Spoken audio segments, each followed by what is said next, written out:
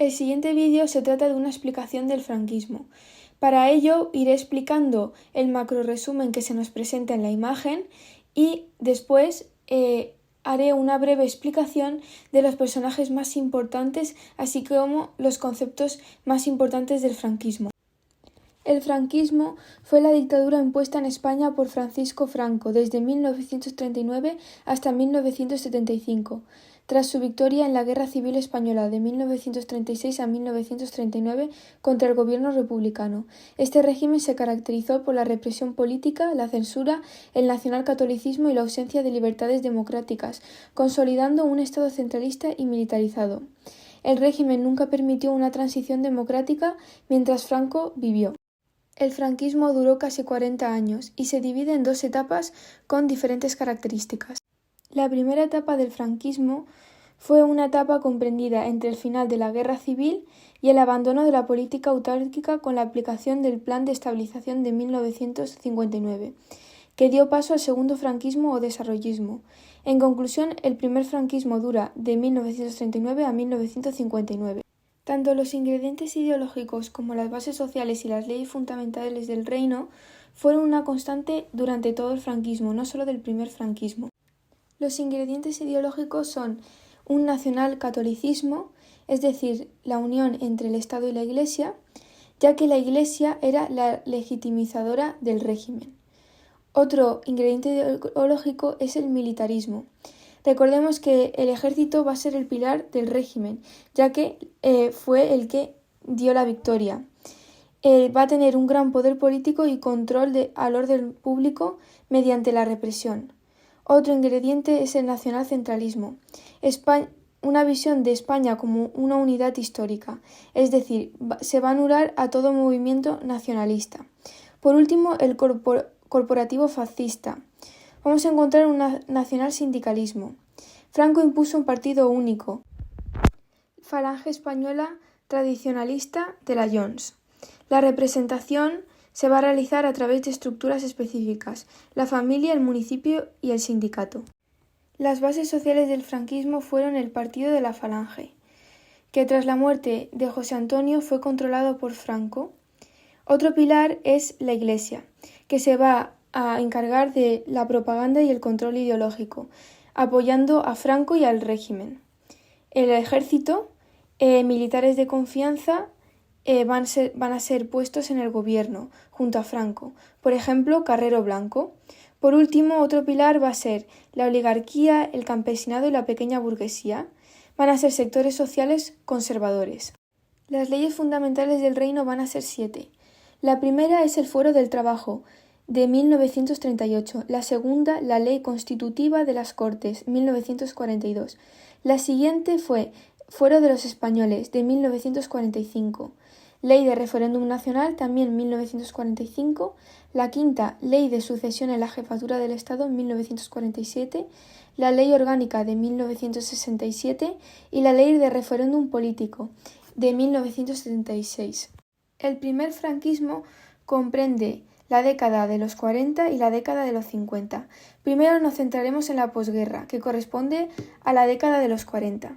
Va a haber una fuerte represión política, con ejecuciones, marginación social, encarcelamiento, campos de concentración, juicios sumarios a aquellos que participaron en el bando opositor o que iban en contra de las reglas del régimen. Para realizar este tipo de represión vamos a encontrar la Ley de Responsabilidades Políticas de 1939 y el Tribunal del Orden Público, de forma abreviada llamado TOP. Por otro lado, vamos a encontrar un control social e ideológico. Vamos a encontrar censura, depuración en educación, propaganda, que provocaron que el 90% de los intelectuales de España se exiliaran al extranjero. Otro punto clave de los años 40 va a ser la política económica. Vamos a encontrar la autarquía como solución. Después de la guerra, España estaba arruinada y destrozada. El sector primario, agrícola-ganadero, y el sector industrial estaban muy perjudicados. Vamos a ver un nulo crecimiento, la peseta perdió el 50% de su valor comparado con 1936, un hambre generalizada, epidemias, problemas de la vivienda, es decir, chabolismo. Para solucionar esto se va a aplicar la política económica llamada autarquía, que consistía en el racionamiento, aunque esto va a ser contraproducente ya que se va a originar una red de extraperlo, un mercado negro. Se va a crear un Instituto Nacional de Industria para fomentar la misma, obras públicas para revitalizar la industria y se va a crear el Instituto Nacional de Viviendas y el Ministerio de Viviendas para tratar de dar solución al chabolismo. El último punto clave a ver sobre la posguerra es las relaciones exteriores de España. Vamos a ver una vinculación al eje. Durante la Segunda Guerra Mundial se va a firmar un tratado germano-español. Sin embargo, cabe resaltar que España no participó en la Segunda Guerra Mundial debido a la situación en la que se encontraba, pero por medio de la visita de Hitler a Hendaya, sí que Franco va a aceptar de que se enviara una división de voluntarios, o también llamada la División Azul, que va a participar en la Segunda Guerra Mundial. Otro punto es la neutralidad. Como ya hemos dicho antes, España no participó en la Segunda Guerra Mundial, se va a mantener neutral. Sin embargo, esto no fue suficiente para que tras la victoria de los aliados, España pasase a ser aceptada internacionalmente. La naturaleza del régimen no se lo permitió. Esto se recalcó cuando España no fue invitada a la conferencia de Bretton Woods. Sin embargo, es verdad que empresarios estadounidenses actuaron como mediadores, por lo que España va a tener un cierto acercamiento a Estados Unidos que se desarrollará más adelante. El último punto dentro de las relaciones exteriores es el aislamiento internacional de España, sobre todo en los años 1945 hasta 1950. Solo destaca el acercamiento a Estados Unidos por acuerdos comerciales. El nuevo orden internacional consideró el franquismo como enemigo. Por tanto, España estaba aislada de la ONU, que le va a bloquear económica y diplomáticamente, y España va a ser excluida del Plan Marshall. El primer franquismo también comprende los años 50, que se van a caracterizar por una apertura y reconocimiento exterior. La Guerra Fría va a servir para que se reflejara el fervor anticomunista franquista que consiguió la aceptación de Estados Unidos. Internacionalmente, España comienza su involucración. Primero con acuerdos con Estados Unidos, que le va a proporcionar ayuda económica y la llegada de productos básicos, mientras que España le va a proporcionar a Estados Unidos la autorización para crear bases militares en su territorio, con la explicación de que se utilizarían contra la Unión Soviética. Por último, el Concordato de Vaticano, que va a suponer la consolidación del catolicismo en el régimen y va a proporcionar a la Iglesia ciertos privilegios, como un presupuesto gubernamental, control sobre la educación y puestos políticos de obispos en las Cortes. Durante todo este tiempo va a comenzar a aparecer la oposición y movimientos sociales. Sin embargo, en esta etapa fueron reprimidos duramente. Primero vamos a tener el movimiento obrero, que estaban en contra de las consecuencias de la autarquía. Trabajaban dentro de la clandestinidad e ilegalidad. Algunos ejemplos son el PCE, la UGT, la CNT, que van a organizar huelgas. Por otro lado, el movimiento universitario. Los falangistas se van a disponer en contra de estudiantes que deseaban reformas educativas. Y por último, los nacionalismos, que van a resurgir en Cataluña y País Vasco.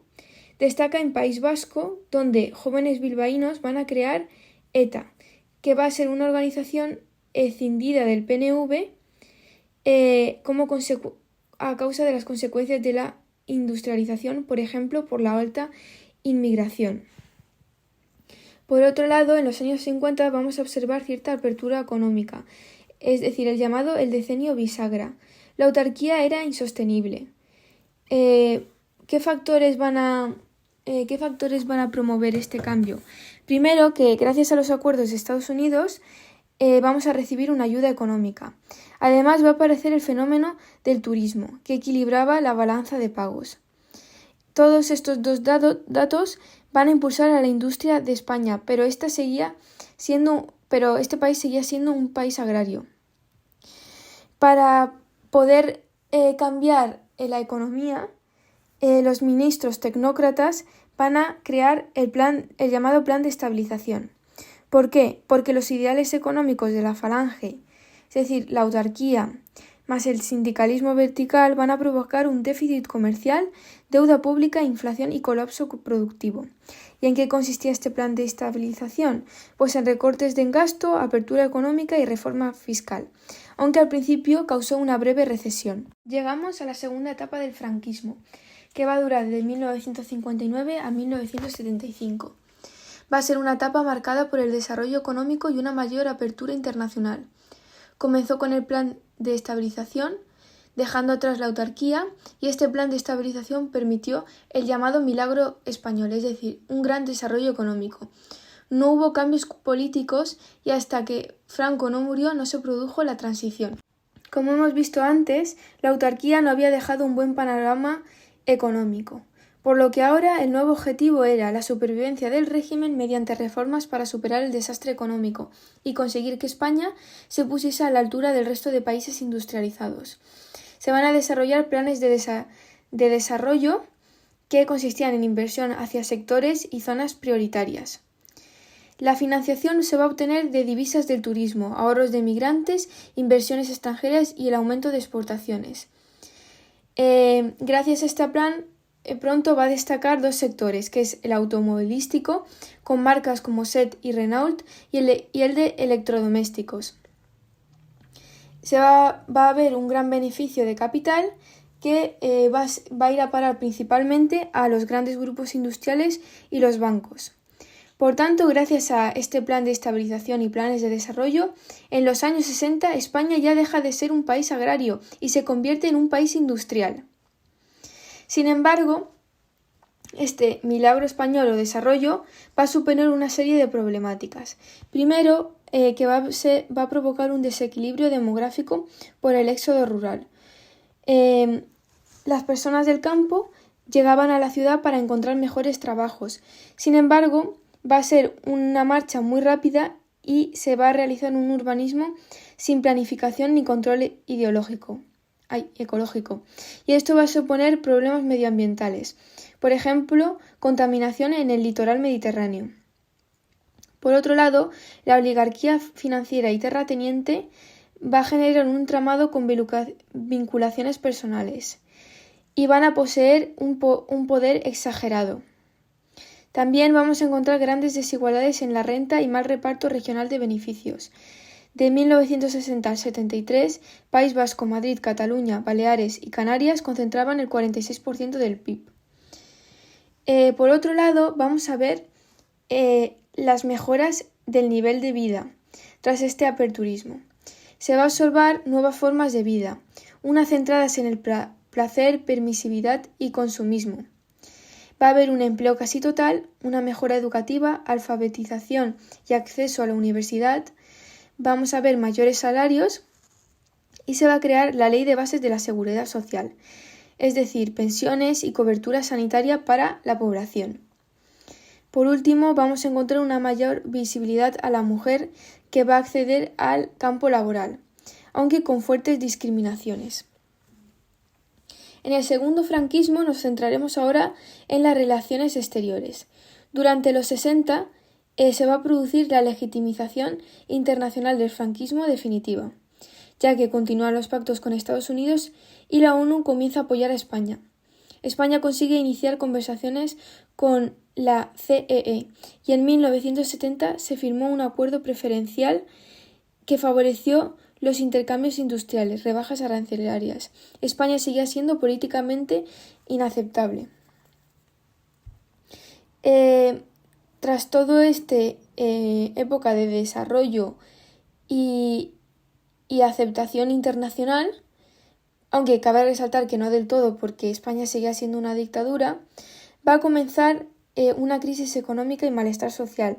Esto se debe a la crisis mundial del petróleo, que va a suponer en España una crisis económica, en el mundo, e incertidumbre política.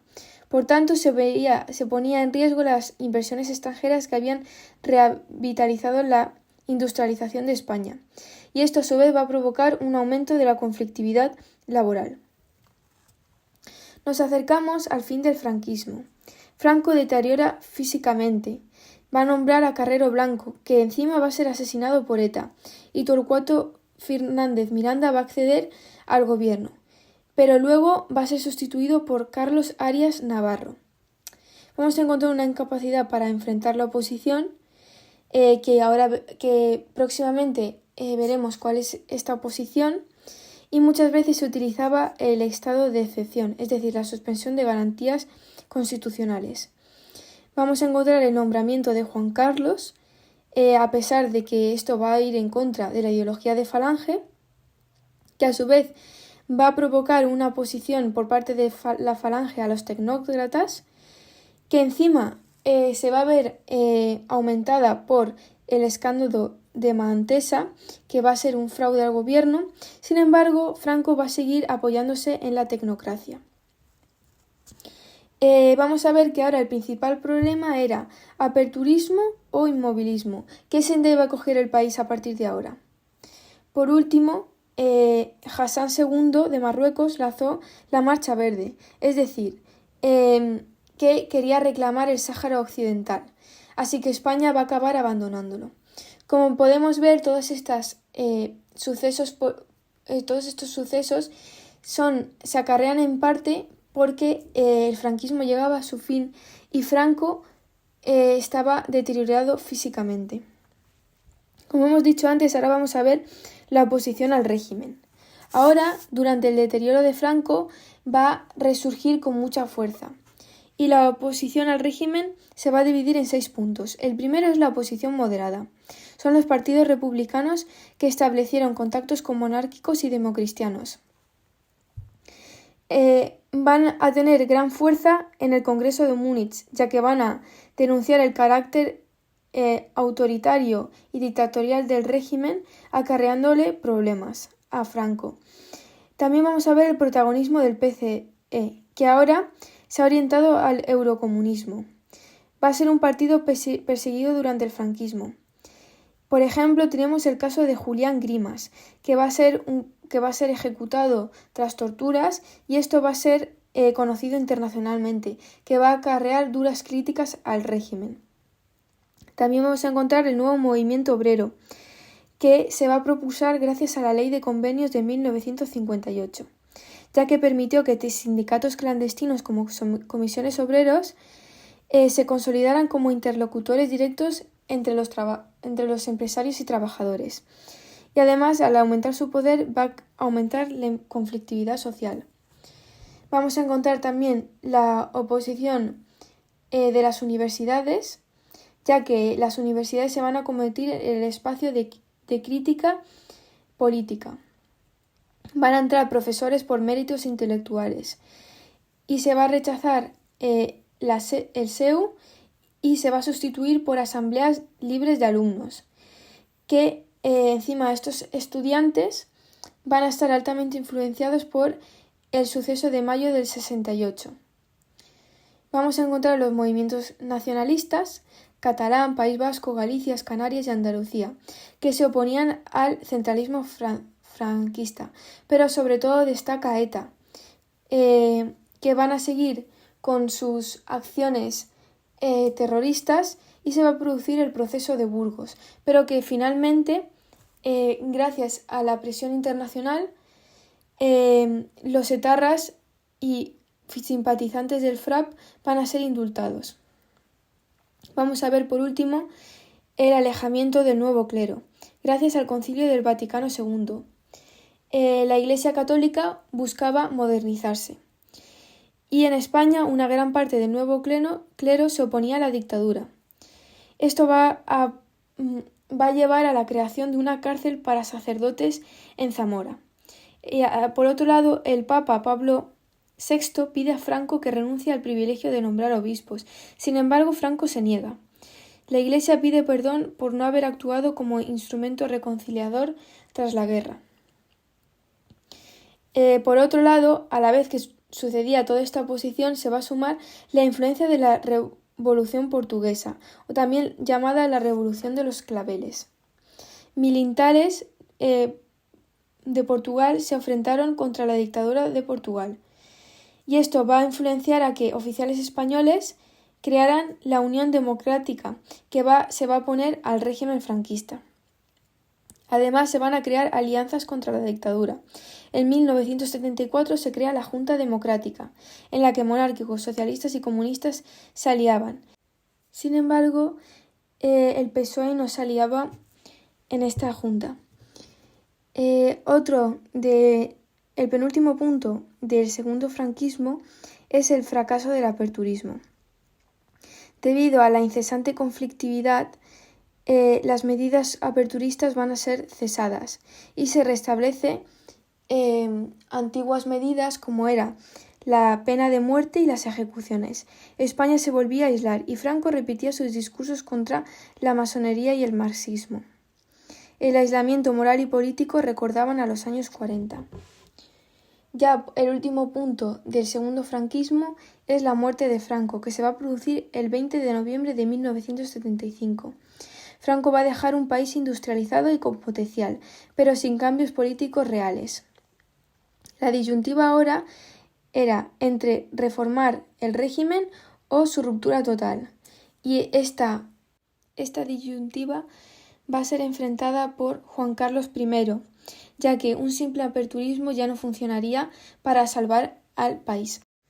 Llegamos a la segunda mitad del vídeo, en el que se va a explicar una serie de personajes clave, así como conceptos del franquismo.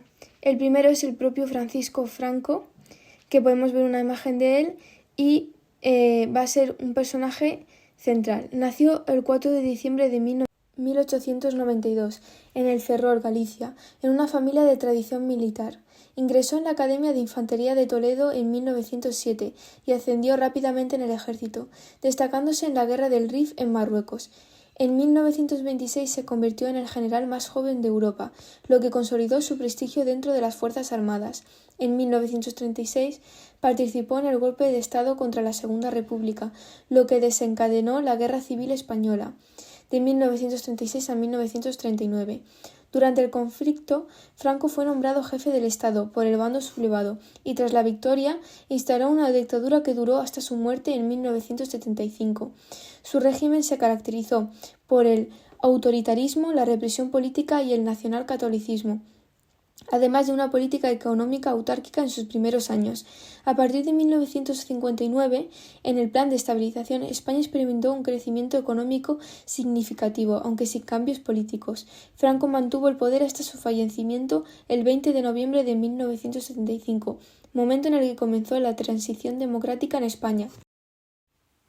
Durante el franquismo, la autarquía fue la política económica dominante entre 1939 y 1959, basada en la autosuficiencia y el aislamiento internacional. Tras la Guerra Civil Española, España quedó devastada y el régimen de Francisco Franco optó por un modelo económico inspirado en el fascismo italiano y alemán, evitando el comercio exterior y promoviendo la producción nacional. Sin embargo, esta estrategia resultó en una profunda crisis económica, con escasez de bienes, mercado negro y un grave deterioro de las condiciones de vida. La autarquía se mantuvo hasta el Plan de Estabilización de 1959, que marcó el inicio del desarrollismo y la apertura económica. En la explicación anterior encontramos ministros tecnócratas. La tecnocracia es un sistema de gobierno en el que las decisiones son tomadas por expertos técnicos y científicos, en lugar de políticos tradicionales. Se basa en la idea de que la gestión del Estado debe estar en manos de profesionales con conocimientos especializados en áreas como la economía, la ingeniería o la administración pública. En el contexto del franquismo, la tecnocracia tuvo un papel clave a partir de los años 50, cuando el régimen incorporó a tecnócratas vinculados al Opus Dei para impulsar el Plan de Estabilización de 1959, abandonando la autarquía y promoviendo el desarrollo económico. Estos tecnócratas aplicaron políticas basadas en criterios técnicos y científicos, dejando de lado la ideología tradicional del franquismo. El Plan de Estabilización de 1959 fue un conjunto de medidas económicas impulsadas por el régimen franquista para abandonar la autarquía y modernizar la economía española. Hasta entonces, España había estado aislada y enfrentaba una grave crisis económica con inflación, déficit comercial y escasez de divisas. El plan, diseñado por tecnócratas vinculados al Opus Dei, promovió la liberación del mercado, la apertura al comercio exterior y la atracción de inversiones internacionales. Gracias a estas reformas, España experimentó un crecimiento económico acelerado en los años 60, conocido como el Milagro Español. Luis Carrero Blanco fue un militar y político español, estrecho colaborador de Franco y figura clave en la dictadura franquista. Desde la Guerra Civil Española apoyó el bando sublevado y tras la victoria franquista ocupó cargos estratégicos en el gobierno. Fue vicepresidente del gobierno desde 1967 y en 1973 asumió la presidencia del gobierno, con el objetivo de garantizar la continuidad del régimen tras la eventual muerte de Franco. Sin embargo, su mandato fue breve, ya que fue asesinado por ETA en diciembre de 1973, en un atentado conocido como la Operación Ogro, lo que debilitó la estabilidad del franquismo en sus últimos años. Carlos Arias Navarro fue un político español que desempeñó un papel clave en los últimos años del franquismo y en el inicio de la transición democrática. Ocupó diversos cargos dentro del régimen, incluyendo director general de Seguridad, alcalde de Madrid y ministro de la Gobernación. En 1973, tras el asesinato de Luis Carrero Blanco, fue nombrado presidente del gobierno, convirtiéndose en el último jefe de gobierno franquista y el primero bajo la monarquía de Juan Carlos I. Su mandato estuvo marcado por intentos de apertura política, aunque su inmovilismo y la crisis económica le hicieron impopular. En 1936 fue sustituido por Adolfo Suárez, quien le dio la democracia de España.